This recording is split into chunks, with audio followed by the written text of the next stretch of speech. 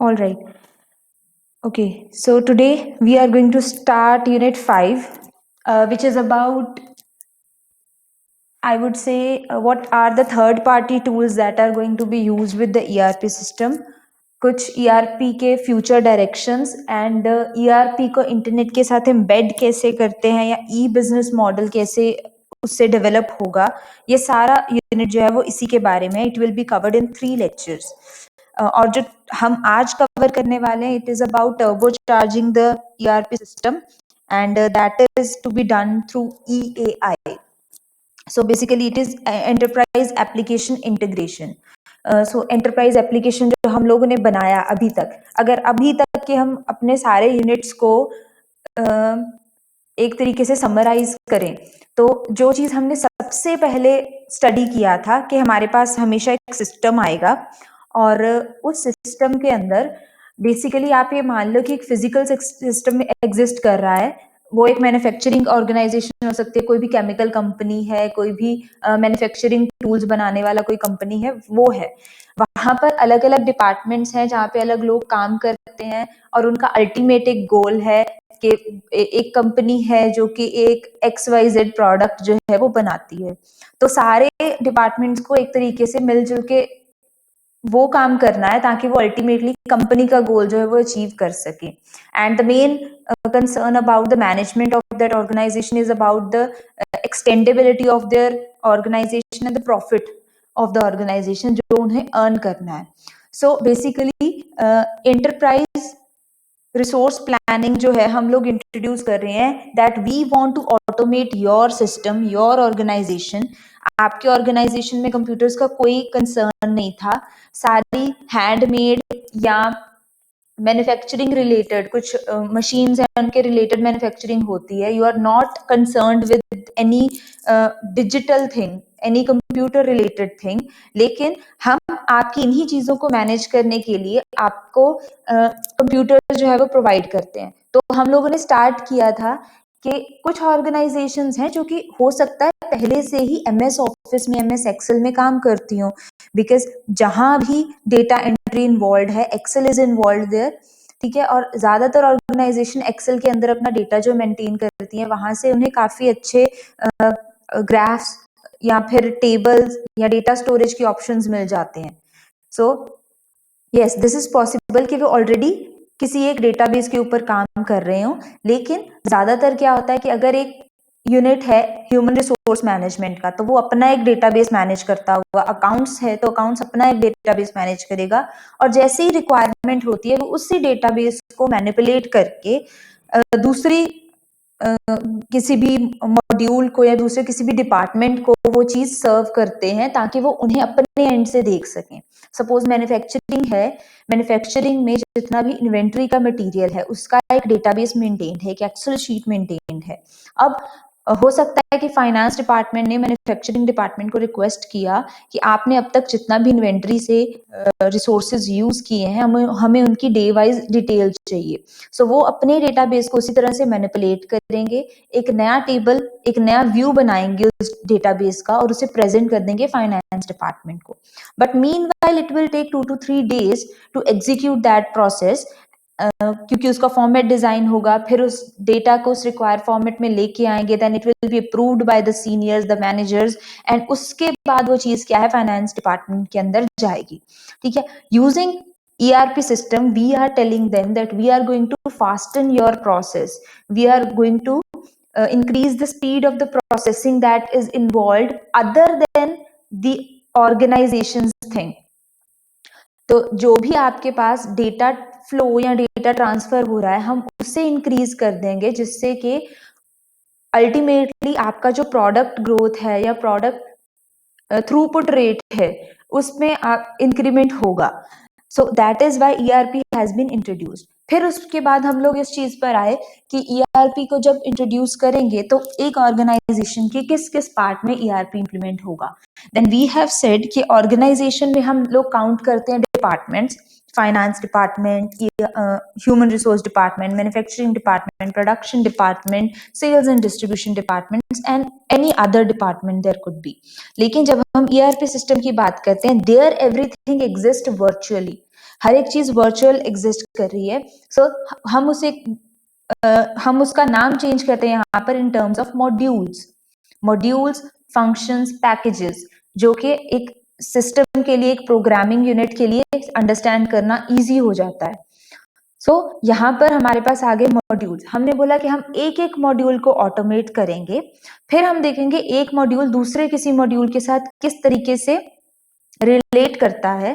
Then according to that हम लोग flow of information from one department, from one module to another, इस चीज को एग्जिस्ट करेंगे। आपने सॉफ्टवेयर इंजीनियरिंग में ये चीज पढ़ी होगी about cohesion and coupling, that is entirely about how you are going to connect one department with another. एक डिपार्टमेंट दूसरे के साथ कितना रिलेट करता है, how much their output is dependent on the input of some another module, or maybe vice versa. So according to that we will take decisions और उन चीजों को embed करते जाएंगे। Again we are developing one module, we are testing it, and then we are developing another module, we are testing that one, and ultimately we are going to integrate 2, 3, 4 and n number of modules, और उसके बाद वहां पर integration testing, stress testing, their alpha beta testing and every other testings are involved in it। और उसके बाद जो integration के बाद हमारे पास एंड प्रोडक्ट आता है, that is the complete ERP system और the software that we want to build. So ये हमारा सारा प्रोसीजर था। दिस इज टिल जहां तक आपने सॉफ्टवेयर इंजीनियरिंग में भी पढ़ा है कि अलग अलग मॉड्यूल्स किस तरीके से डेवलप होंगे, किस तरीके से प्रोटोटाइप्स बनेंगे, फिर उनमें चेंजेस होंगी, and that cycle will keep on repeating itself, और उसके बाद वो टेस्टिंग में वैलिडेशन या वेरिफिकेशन टेस्टिंग के थ्रू आगे इम्प्लीमेंटेशन फेज तक जाएगा। लेकिन ERP में हमारे पास एक और चीज आई थी कि उस सिस्टम को इंटीग्रेट, उस सिस्टम को ऑटोमेट कर दिया हम लोगों ने। We have taken a single database जहां पर हर अलग अलग डिपार्टमेंट चेंज कर रहा है, and everything that is there related to the data that can be captured from that single database. So real time change और real time availability of data जो है वो वहां पर आ गई हमारे पास। Now is the concern about the organisation. एक चीज को ऑटोमेट करने से ऑर्गेनाइजेशन का क्या फायदा होगा, तो यहाँ पर आता है हमारे पास एक नई चीज कि we can make some smart decisions by the output, by the data, the information that we have captured in the database। हमारे पास डेटाबेस के अंदर पुराने 5-6 साल का कुछ डेटा प्रेजेंट है। सो अल्टीमेटली हम लोग उसी डेटा को एनालाइज करके कुछ नए डिसीजंस ले सकते हैं जिनसे उस ऑर्गेनाइजेशन का प्रॉफिट हो। This is possible. So that mainly comes under the turbocharging the ERP system and about enterprise application integration। Till enterprise हम लोगों ने जो अभी तक किया, बिजनेस प्रोसेसेस थे वो हमने डिस्कस किए। उसके बाद वेरियस स्टेक होल्डर्स कौन है, कस्टमर है, एम्प्लॉयज हैं, सप्लायर्स हैं, मैनेजमेंट साइड है, वो सारे स्टेक होल्डर्स हैं, उनके बारे में भी डिस्कस किया हमने। लेकिन अब जो एप्लीकेशन इंटीग्रेशन में आता है, this is about those third party tools जिनको हम एम्बेड करेंगे हमारे ERP सिस्टम में, हमारे ऑलरेडी एग्जिस्टिंग सिस्टम में, ताकि हम लोग बिजनेस के रिलेटेड कुछ एनालिटिकल डिसीजंस जो है ले सके। और यहाँ से हमारे पास आता है एक नया टर्म, बिजनेस इंटेलिजेंस। सो बहुत जनरल सा क्वेश्चन है ERP में कि what is business intelligence. Business intelligence is nothing but your basic ERP plus some third party tools which are giving you some business related analytical decisions। Basically this is a decision support system for your organization to enhance your capabilities to take better decisions for the profitability of the organization। Okay, so this is entirely about कि हमें जब भी ERP चाहिए तो एक data ware house होना चाहिए। हम लोगों ने ऑलरेडी ERP के मॉड्यूल्स डिफाइन कर दिए हैं। डेटा वेयर हाउस है हमारे पास जिसमें अलग अलग फॉर्मेट के डेटाज होंगे, और हम लोगों ने उसे क्या है इम्प्लीमेंट कर दिया। इम्प्लीमेंट करने के बाद एक नया ऑप्शन आया कि एक चीज है कि आप उसे locally within that organization, within that intranet आप उसे यूज कर रहे हैं। लेकिन if you are providing that facility to any people who is sitting anywhere in the world, so that means we have to connect it to the internet and give that provision to every individual who is sitting there on the internet. So internet is also a important part of the ERP technologies to take it to advanced levels.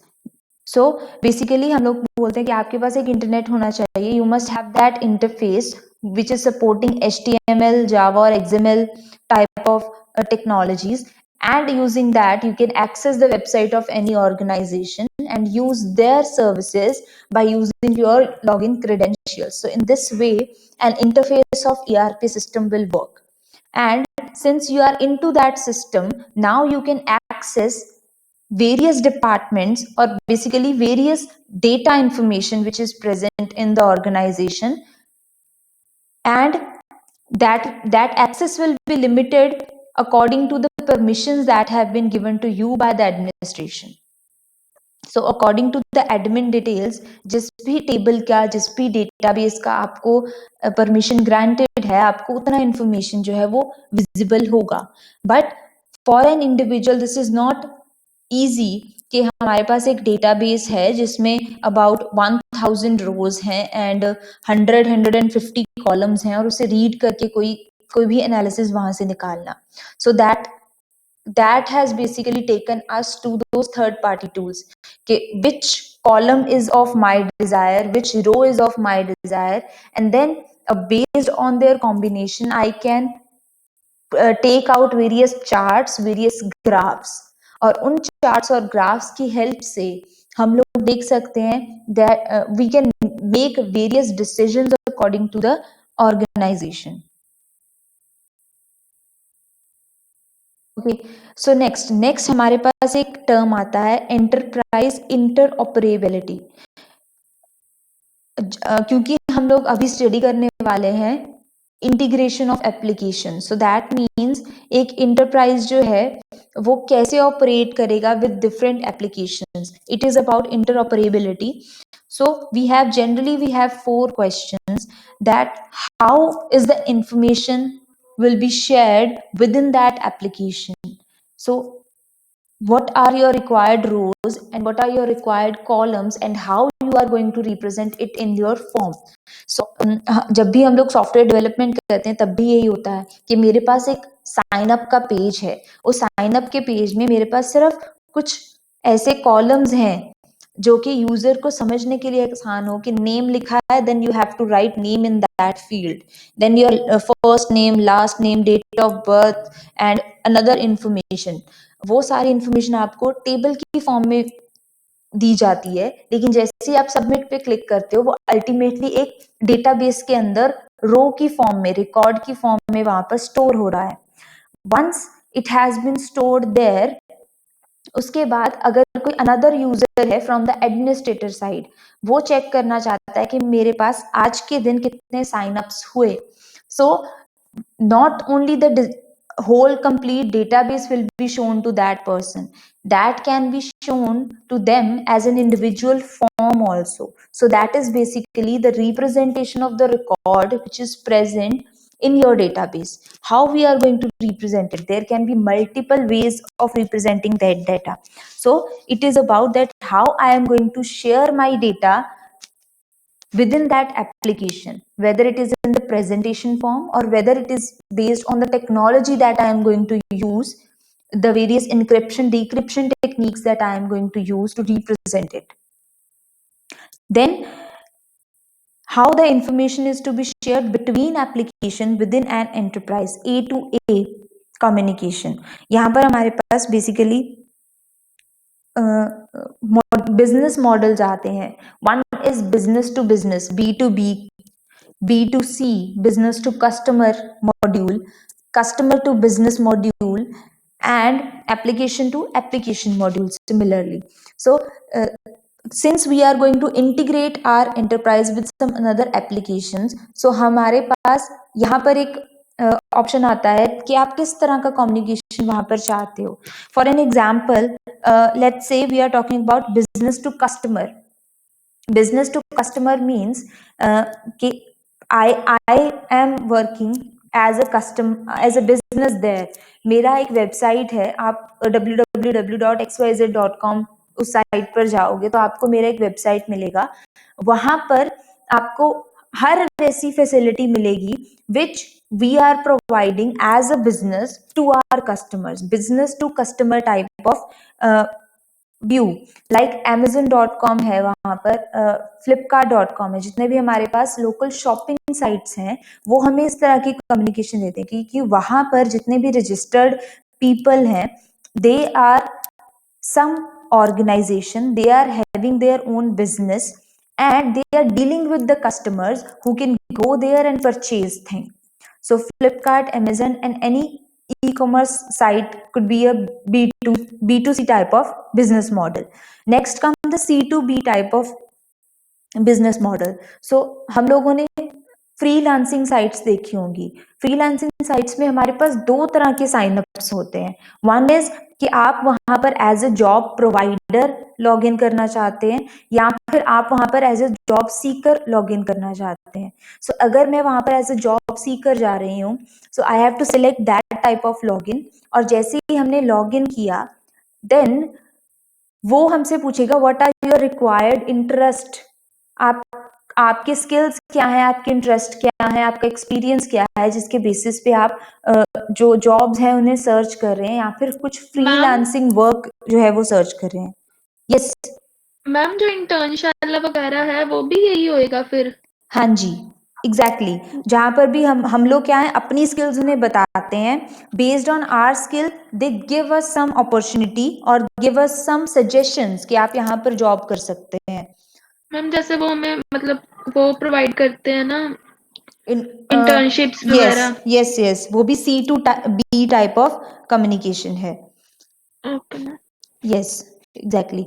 सो वहां पे मैंने वो login बनाया कि I am searching for it. फिर मैंने वहां पर बिडिंग किया that for this particular amount I am going to do your task वहां पर सारा एक्सप्लेन होगा। आप बिड करते हो कि मैं इस अमाउंट पे आपको ये टास्क दूंगा। देन जिस पर्सन ने वो एड डाली थी या वो काम जो है वहां पे पब्लिश किया है, वो देखेगा कि उसके पास कितने रिक्वेस्ट आए। जो भी उसे सूटेबल लगेगा वो उसी को रिस्पॉन्ड करेगा and then they can communicate and that freelancer can get some work for any required time. वो 3 वीक्स का, 4 वीक्स का और अबाउट सम मंथ्स, जितने भी टाइम का वो काम है, then they can communicate in that way. So ये हमारे पास C2B टाइप का कम्युनिकेशन हो गया। उसके बिना हमारे पास एक C2C टाइप के कम्युनिकेशंस भी आते हैं। That means customer to customer. यहाँ वहां पर कोई भी बिजनेस इन्वॉल्व नहीं है। The supplier is also customer and the buyer is also a customer. Can anyone tell me ऐसे वेबसाइट्स जो हैं वो हमारे पास कौन से होंगे कस्टमर टू कस्टमर कम्युनिकेशन के? इट इज देयर और आप लोगों ने यूज भी किया होगा, एटलीस्ट सुना होगा। C2C type of communication.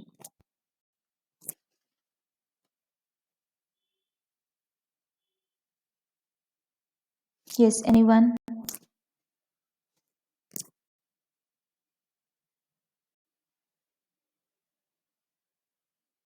OLX ma'am. Yes OLX। OLX Telegram web को ओके ठीक है, वहां पर भी हमारे पास मिलते, लेकिन pirated things are more involve in that. OLX is an example. OLX पे कोई भी कस्टमर जाकर अपनी कोई भी एड दे सकता है। They are not registered business organisations. और फिर उन्हें कोई भी अनदर कस्टमर आकर if they are interested they can ask that thing to buy. So that is C2C type of communication. So हमारे पास अलग अलग तरीके के कम्युनिकेशंस जो हैं वो अवेलेबल हैं। सो एंटरप्राइज का काम अब ये है कि आपने अपना वेबसाइट बना लिया, but how you are going to integrate with other applications so that you can have more customers with you. अब जो भी Amazon पे या फ्लिपकार्ट पे ऑर्गेनाइजेशंस हैं, वहां पर रजिस्टर्स रिटेलर्स जो हैं, हो सकता है उनकी खुद की भी वेबसाइट्स हो, बट उन लोगों ने एक अनदर एप्लीकेशन के साथ इंटीग्रेट किया है. Why? Because they want to scale up their customer, they want to increase the profitability of the organization. So then next we came up that what will be the architecture of such complex system जो है बहुत complex बना लिया हमने, क्योंकि एक ERP system है जो अपने आप में अपना सारे मॉड्यूल्स को तो मैनेज कर ही रहा है, प्लस हम लोगों ने अब अलग थर्ड पार्टी एप्लीकेशंस को भी इन्वॉल्व करना स्टार्ट कर दिया. So there will be not such defined architecture कि आपको यही पैटर्न फॉलो करके अपना सिस्टम बनाना है. The architecture will be open according to the requirement of the customer means the organization who want to own it. जो भी आप चाहते हो according to that it will be open. There will be no such proprietary standards that we have to follow and ensure the interoperability of the application. So एक open architecture होगा. आप जिस according किसी भी ऑर्गेनाइजेशन के साथ collab करना चाहते हो, there is no restriction of any technology that we have to use and the standards that we have to follow. Then comes the benefits of EAI, Enterprise Application Integration. So it involves rapid application development. Obviously, the development is rapid. Why? Because EAI systems जो है वो entirely इसी चीज पे based हैं that you can collaborate with one and then try it or execute it on a temporary basis using a prototype, and then if you feel comfortable then you can scale it, otherwise you can move back. So a rapid application development is there. Why? Because we are developing the modules step by step. One module is developed, if it is successful, then develop another module and integrate it with the previous one. We do not have to develop all modules at once and then after developing all the modules I have to integrate them. No, this is not required. Why? Because this will be time consuming. क्यों? क्योंकि suppose एक month लगा मुझे एक module बनाने में और मेरे पास ऐसे 5 मॉड्यूल्स हैं. 5 months will be directly taken from that time कि आपको 5 months तो लगेंगे. After 5 months we will integrate them. Probably it will take another 1 month and after 6 months your system or your software will be ready for the trial basis. तो 6 months के बाद आप उसे use कर सकते हो. अनदर ऑप्शन इज आपने एक मॉड्यूल बनाया, उस मॉड्यूल को लॉन्च कर दीजिए उस ऑर्गेनाइजेशन में कि आप इसको ट्रायल वर्जन पे चलाइए. जैसे ही आपका दूसरा मॉड्यूल बनता है, इंटीग्रेट देम, उनमें भी जो डेटा फ्लो है उसे इस्टेब्लिश करें, इंटीग्रेट देम और फिर 2 मॉड्यूल्स को एक साथ चलाइए. उससे क्या होगा? By the time you are developing the third module you will get some feedbacks from the first and second module and accordingly you can make changes there also, and you can also release the third module timely. So this will help us to make rapid application development and which is required in now time. Also control project cost. Your project's cost can be controlled also. Why? Because time is directly related to your cost. How much time you are consuming in developing it, that will ultimately increase the cost, and hence if we are controlling the time there, so that is why we can control the cost also. अगर हम लोग वाटरफ्लो model है, waterfall model है जिसकी हम लोग बात कर रहे थे कि हम लोगों ने 5 मॉड्यूल्स एक साथ बनाए, उनको एक साथ इंटीग्रेट करेंगे, फिर वो टेस्ट होंगे और इम्प्लीमेंट होंगे. अगर फर्स्ट मॉड्यूल में वहां पर कोई भी प्रॉब्लम आ गई, then we have to come back. हमारा जो भी 4 months का या 5 months का काम था, that will all go in vain. We have to come back and start from the first month again. So that is the disadvantage of that type of model. So इसीलिए this rapid development will help कि आप लोग time by time first month में ही आप लोगों ने साथ के साथ टेस्टिंग की और आपने उसे इम्प्लीमेंटेशन फेज में डाल दिया. तो जो भी प्रॉब्लम्स आप आफ्टर 5 मंथ्स फेस करने वाले थे, you have faced it right now and you can solve those problem right here. So in this way you can control the project cost also. You can control the risk that you are going to face later on. Then standards based solution that provide not only near term value but ensure increased time to value for future IT initiatives. Obviously, this again comes that time is the main concern for every organization who are giving you softwares. So since we are following the rapid development, so time to value benefits और for future initiatives. So by the time हम लोग next modules बनाते जा रहे हैं, if we feel that there is some new technology, new requirement that has been introduced, we can simultaneously add it to our system and we can give that a new technology based software to our customers.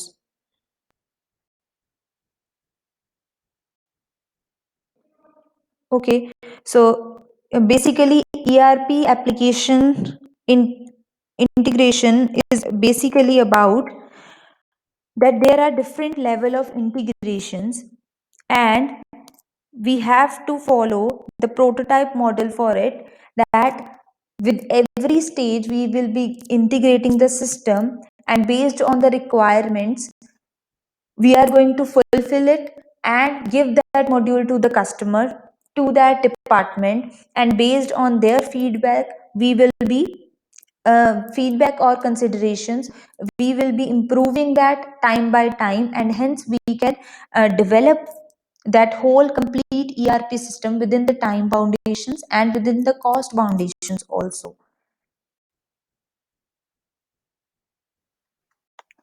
Okay, then comes application to application architecture.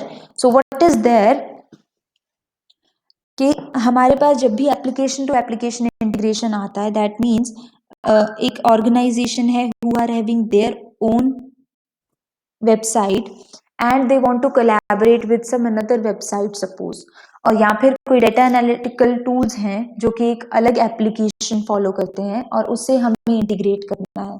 सो ये चीज़ हम लोगों ने first unit में भी cover की थी कि आपके डेटा एनालिटिक्स टूल्स या आपके ERP टूल्स जो हैं वो इस तरीके के होते हैं that they can be easily embedded with any other third party system.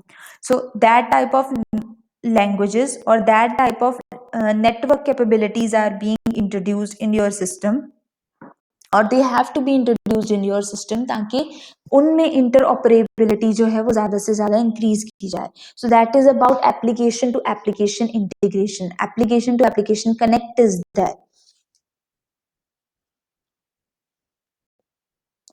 So basically, the main concern is about the scalability and the extensible enterprise edition. So enterprise application integration, what it will do, various modules are there, various techniques are there which can be connected to your server and then we can provide you some different business related intelligent business related information and hence you can improvise the system and make better decisions for it. Okay, so this is how that framework work, that I am about to build a new application, client is there, interface engine is there which is having several middlewares. So basically हमारे पास एक existing application है and then हमारे पास एक purchased application है. That purchased application is suppose कोई भी suppose आपका एक बिजनेस ERP सिस्टम यहाँ पर एग्जिस्ट करता है and the purchased one is your OLAP. OLAP जो है वो आपने परचेज किया है and we know that the two of these have been built in such a way that they can integrate with any of the database which is there. Okay, so इसीलिए हम लोग data where houses जो हैं वो use करते हैं. Ware house का मतलब है कि आपके पास किसी भी फॉर्मेट में डेटा है वो एक जगह पर आएगा, वो फॉर्मेट होगा, प्रोसेस होगा और अल्टीमेटली मुझे एक रिक्वायर्ड टेबुलर फॉर्म में वो डेटा मिलेगा। और बेसिक रिक्वायरमेंट इज कि वहां से प्रोसेसिंग और एक्सेसिबिलिटी बहुत इजी हो जाएगी। So since that data warehouse is involve, so every application has been developed in that way that it would support that data warehouse, the common data warehouse, the storage that we are using. So whenever a new application will came there, then it has to go to that middleware. That middleware will act as that database, that data warehouse from where we have to access the data. मतलब ये हो सकता है कि मेरे पास एक existing application है, suppose ये एक्सेल शीट्स की फॉर्म में डेटा जो है वो कैप्चर कर रहा है, एक्सेल शीट्स की फॉर्म में मेरे पास डेटा आ गया। The another application is capturing the data in the form of data frames में भी। हर एक में हमारे पास रिकॉर्ड्स की फॉर्म में डेटा होता है, but the representation is different. हम लोगों ने डॉट CSV फाइल्स भी देखी हैं, कॉमा सेपरेटेड वैल्यूज, वहां पर टेबल्स ना होकर जो रिकॉर्ड है वो कॉमा से सेपरेट किया है। जैसे अगर मेरे पास टेबल है तो वहां पे एक नेम का अलग कॉलम होगा, रोल नंबर का अलग कॉलम होगा, एड्रेस का अलग कॉलम होगा। लेकिन CSV फाइल्स में हमें पता है कि नेम, रोल नंबर और address, this is the flow. तो जैसे ही आपने नेम कंप्लीट किया, write a comma, then roll number, then comma, then address, then comma and so on. इस तरीके से आप जो है वो डेटा वहां पर स्टोर करेंगे। सो जब डेटा वेयर हाउस या फिर हमारा डेटाबेस जो है या एनालिटिकल टूल्स जो हैं, जब भी उस फाइल को एक्सेस करेंगे, they should understand the format and based on that format they have to convert it back to the form of the warehouse. और उन्हें वेयर हाउस की फॉर्म में कन्वर्ट करना होगा, ताकि अगर मेरे पास यहाँ से दो फाइल्स आ रही हैं और इन दोनों फाइल का कंबाइंड एक एनालिसिस मुझे चाहिए, so I have to bring them to a middleware जहां पर ये एक कॉमन फॉर्मेट में कन्वर्ट हो, and then I can take some decision using any new application there. So warehouse or your data processing techniques plays a vital role here. And अब का जो हमारा डेटा प्रोसेसिंग है वो इससे भी ज़्यादा स्ट्रॉन्ग हो गया है कि सपोज मेरे पास बहुत पुराना डेटा है और उस डेटा की मेरे पास कोई एक्सेल फाइल नहीं है, I am only having a hard copy of it. So we will scan it, that will be in the JPG form. JPG form में से हम लोग वहाँ पर कुछ OCR टेक्निक्स लगाएंगे, वहां पर कुछ डेटा प्रोसेसिंग टेक्निक्स लगाएंगे जहां से वो उस JPG फॉर्मेट से रिकॉग्नाइज करेगा कि वर्ड्स कौन से हैं, और उन वर्ड्स को रिकॉग्नाइज करके फिर उसे डिजिटल फॉर्म में कन्वर्ट करना। That is the part of intelligent business systems जहां पर मशीन लर्निंग इन्वॉल्व है। So this is the basic technique जो अब डेटा वेयर हाउसेज में इंट्रोड्यूस करना स्टार्ट किया है। बेसिकली मेजरली ये वहां पर यूज होता है जहां पर हमारा पुराना लिटरेचर इन्वॉल्व है। In India we are having huge amount of literature present with us, लेकिन वो हमारे पास सारा का सारा हार्ड फॉर्मेट में है, हार्ड कॉपी फॉर्मेट में है। We are not having its digital format. So a number of people are working on it कि हम लोग उसे कैसे डिजिटाइज कर सकते हैं। That can be digitized either by scanning them, or if I want to properly digitize it, then I have to use some character recognition techniques there. उन techniques को यूज करके हम लोग उन्हें प्रॉपर वर्ड फाइल्स में convert कर सकते हैं, and that is the main task that is involve there, and that is required to save our literature, to preserve our literature also.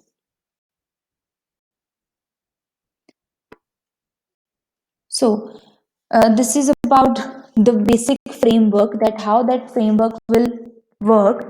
And हमें basically यही ध्यान रखना है कि everything is concerned with the database part. We will be having different formats, but how they are going to behave when they are there in the warehouse, how warehouse will process them and convert them back into the desired form, and then the different third party tools will take the common data, will take the desired data and make different type of analysis from it.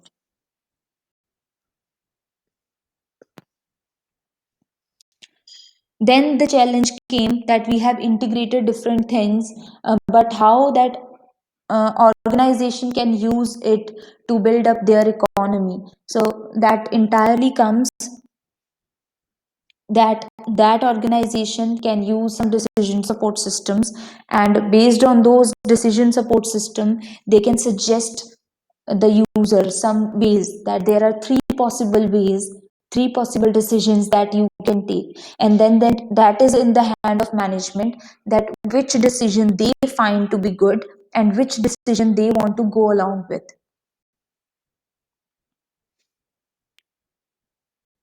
Okay, now come that how can we integrate within our enterprise systems, that we have to initiate communication, we have to make our system that much compatible that it should be able to communicate with another applications also.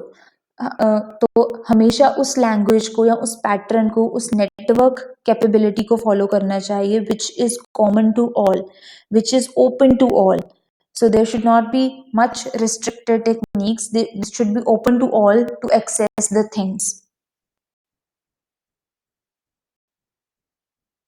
Then to integrate our business enterprise, we have to follow first, we have to manage our business processes. Then we have to translate the dispersed data structures. So this comes that if I am having three different databases here, three different names are given, okay, so and some logical format is there, using these four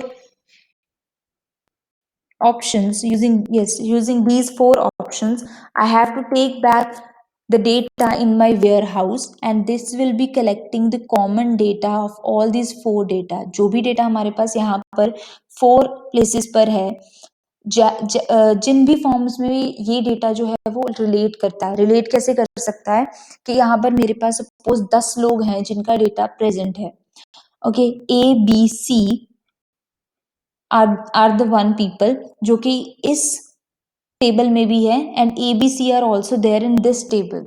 So that means the common data that I can get is the data about A, B and C.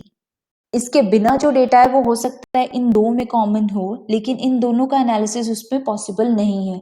So what ever the common thing is, हो सकता है हमारे पास A B और सी user की educational details जो है वो यहाँ पर मिल जाए, और ए बी और सी की professional details, experience related details जो है वो यहाँ से मिल जाए. So based on this I can get a common data here, और इन दोनों there educational and professional details, I can make several analysis that how that person have behaved in his college life, what was his progress rate, and what is his progress rate uh, in his field, actually in his job field. So based on that, different type of analytical decisions can be taken.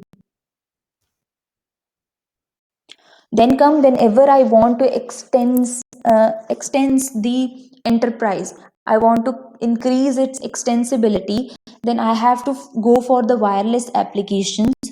We have to go for the customer services. Customer service is the basic for any enterprise to grow, because based on their feedback only we can move and give them the desired product that they want. Also the common directory, using that common directory we can reduce the time period which we are taking initially to process the things. And then executive information system, a basic information system which is there for the management to take decisions. E-learning is there, using machine learning or e-learning tools we can improve the decision making capacities. Workflow processing, how your workflow is there, how we can fasten it, how we can provide real time processing or real time information to our employees and customers.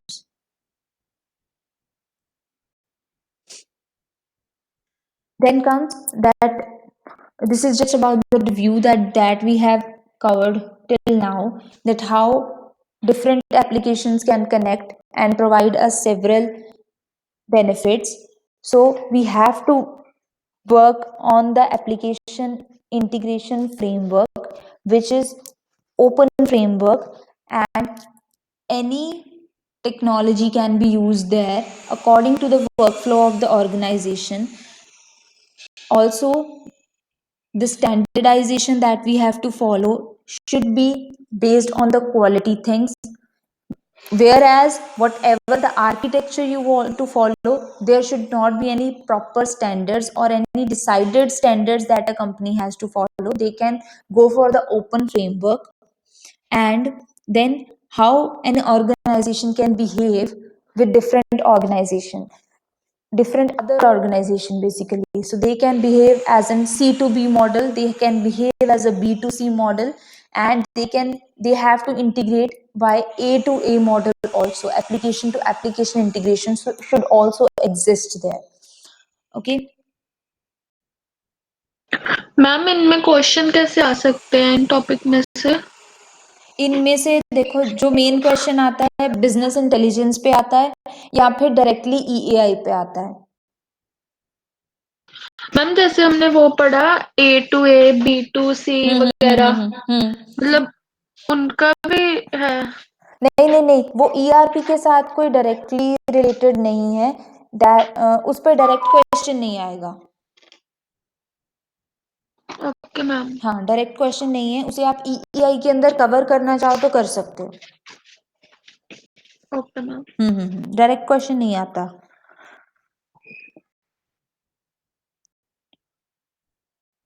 Okay, any other question? That is it from my side.